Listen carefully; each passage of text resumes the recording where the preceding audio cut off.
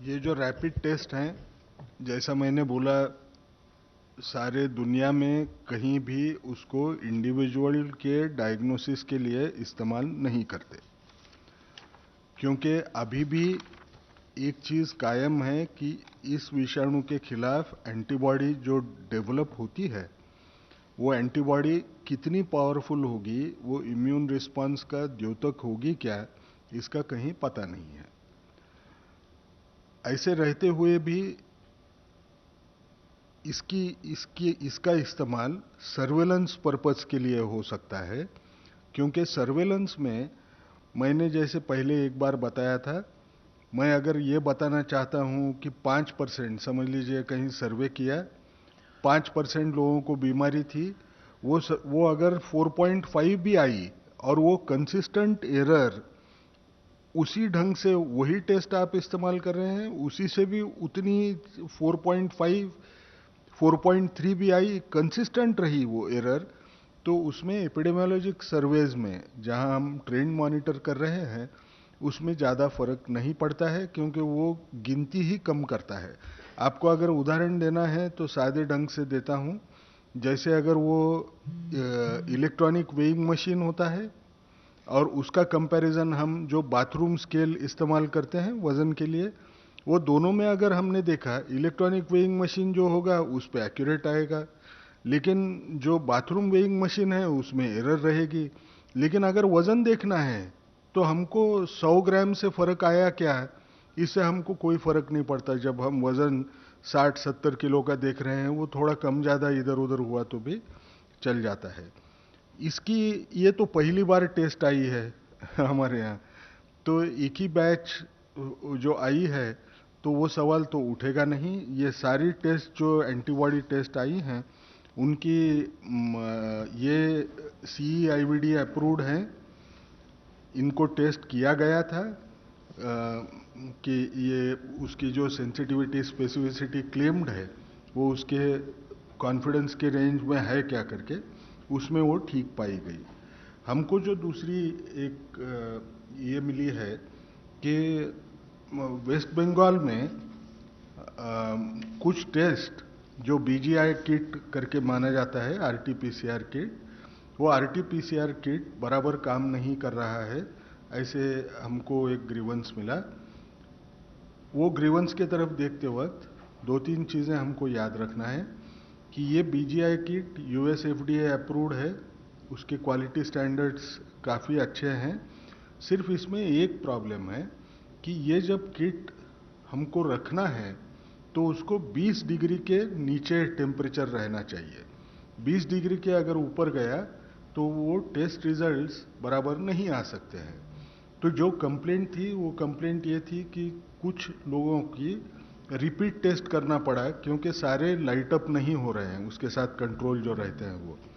ये कब होता है, कभी कभार टेक्नीशियन जब वो काम करेगा, ज़्यादा सैंपल नहीं रहे तो उसके स्ट्रिप्स निकाल के उसको और एक बार रन करता है दूसरे टेस्ट को करने के लिए। जब वो वैसे करने जाएगा तो उसने वो कहाँ किट रखा था, वो क्या रूम टेम्परेचर पे छोड़ के उसने फिर टेस्ट करने की कोशिश की, उसके ऊपर वो आमादा होगा।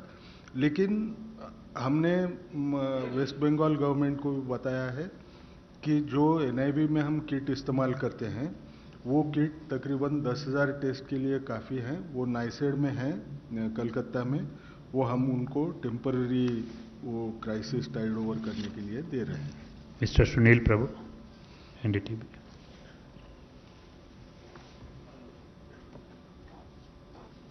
Hello. To the MHA, there has been some negative reactions from states like West Bengal about the spirit of federalism, about the ICMT teams which have been sent. I know the guidelines of the National Disaster Management Act and why you have sent those teams. But states have some certain misgivings, as well as the fact that you are using an order, but a direction which is said in a Supreme Court judgment. The big difference, even Supreme Court judges have pointed out that that cannot be seen as an order. It's only a direction. But you have said we see it as a direction, whatever is being said. The observations should be read as directions. And to ICMR, what is the issue about, the fact that asymptomatic people are turning positive? How do you respond to that? Asymptomatic people turning यानी positive आदमी asymptomatic दिखा, ऐसे आपको कहना है ना? Asymptomatic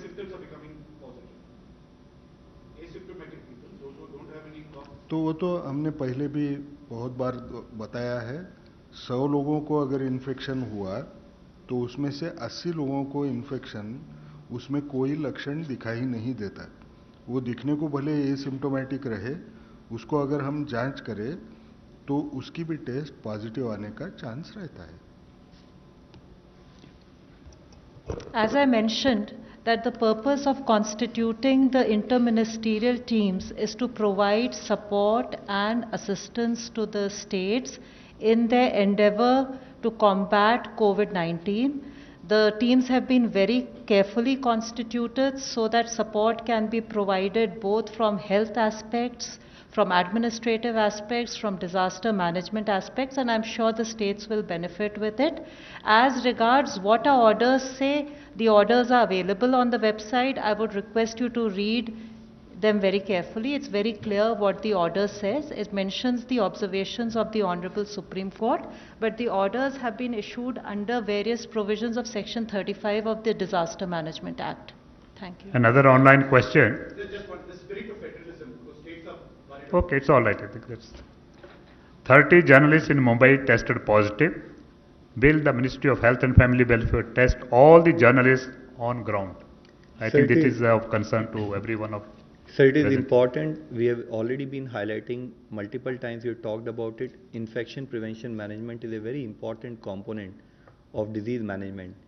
And what we are hearing about our journalists becoming positive is definitely very unfortunate news. We would request that kindly, when you are attending to your call of duty, follow the required precautions, follow the required social distancing norms, and also use face mask or face covers. So, and besides keeping the distance. And as far as the sampling is concerned, sampling criteria is very clear. And as per that sampling criteria, anyone who need to be tested will be sampled. Mr. Ashok Raj, ANI. Hi, sir. My question is, if someone tests positive or confirmatory RT-PCR test done, there were reports that this Chinese antibody test have been faulty in the past. In this a concern because of lot of cases have come positive that have no symptoms, and this Chinese antibody rapid testing kits have a track record of being faulty. ICMR. मैं नहीं बोलूँगा ना कुछ problem नहीं। हमने बार बार एक कहा है, एंटीबॉडी टेस्ट देरी से पॉजिटिव आती है। उसको पॉजिटिव आने को एक अंदाज बताया जाता है। एक ही स्टडी है, एक समझ के चलिए, एक ही स्टडी है जो बोलती है 15 दिन के बाद में वो टेस्ट पॉजिटिव आती है। पीसीआर ये पहली टेस्ट होती है जो सबसे यानी अच्छी टेस्ट करके मानी जाती है, जिसमें इंडिविजुअल को बीमारी है क्या नहीं ये तय किया जा सकता है। वो टेस्ट बहुत पहले पॉजिटिव आ जाती है। जब इंसान सिम्टोमेटिक रहे तो वो तो पक्का पॉजिटिव रहती है।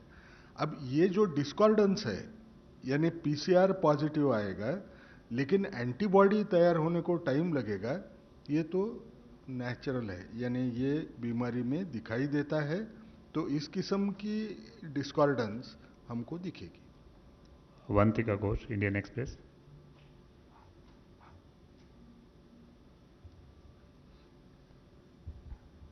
Sir, I have two questions. One is for the Health Ministry and one is for ICMR. The MHA order, it says it is clear to the central government that the situation is especially serious in Kolkata, Howrah, Mednipur East, 24 Parganas North, Darjeeling, Kalimpong and Jalpaiguri districts in the state of West Bengal. So I would like to know what is the situation health-wise, what are the circumstances that necessitated this?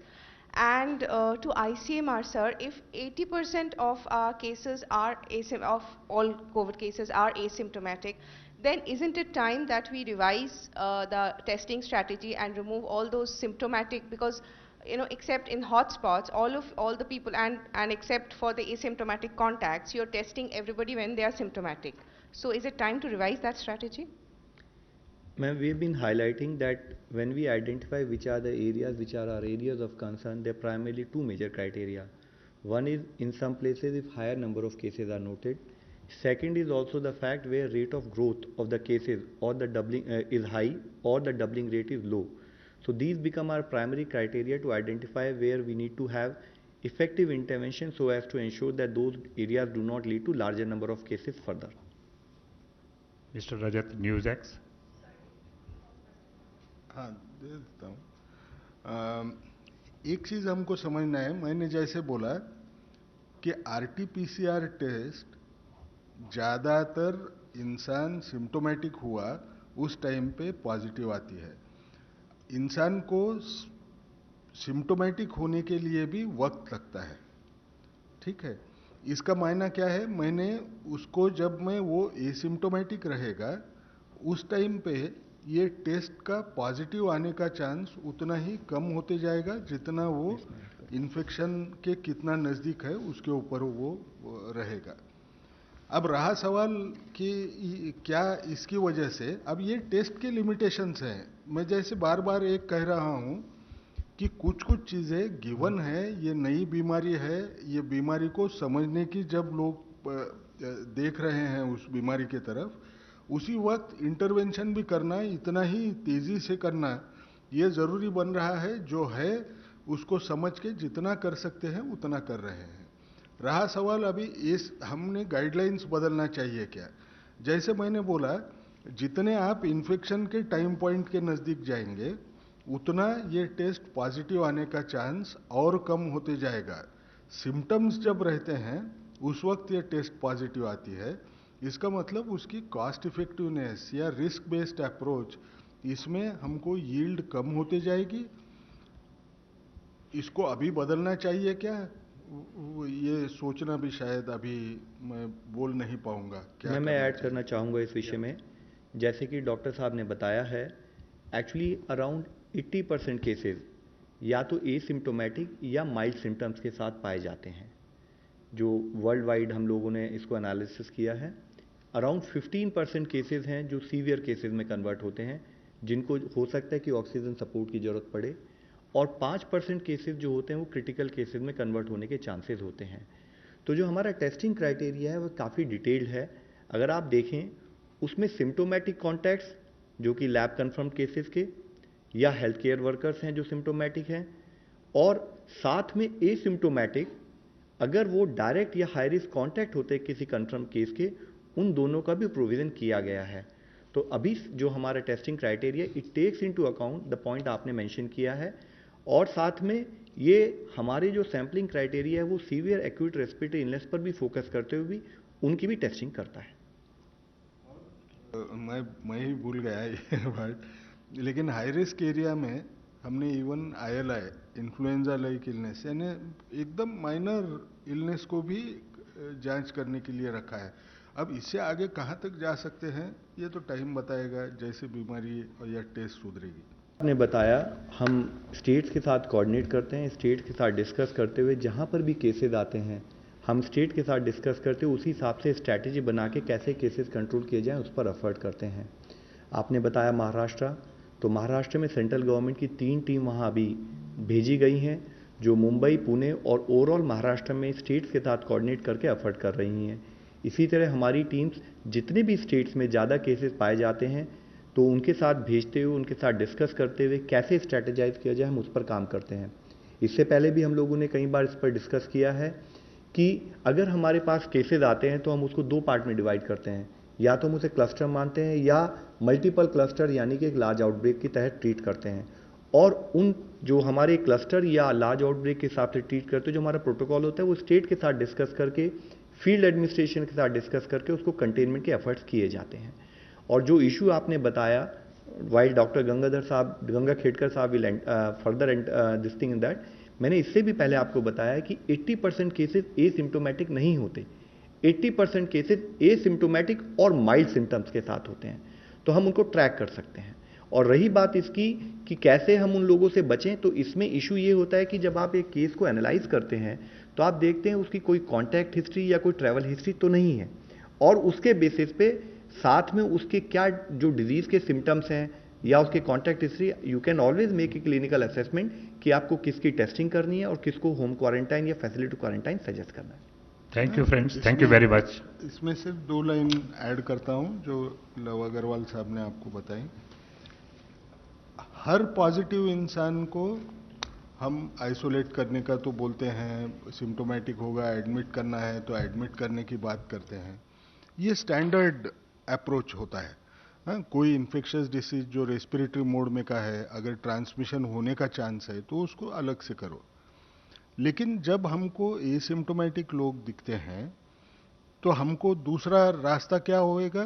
सब लोगों को जो उसके contact होंगे उनको या तो हम होम बेस्ड आइसोलेशन करें, नहीं हमको अगर पूरे लोग मालूम नहीं है तो हम जैसे आज हम बोल रहे हैं हर इंसान को बोलें कि आप फिजिकल डिस्टेंस सेफ रखो, जहां तक हो सके लॉकडाउन पालो।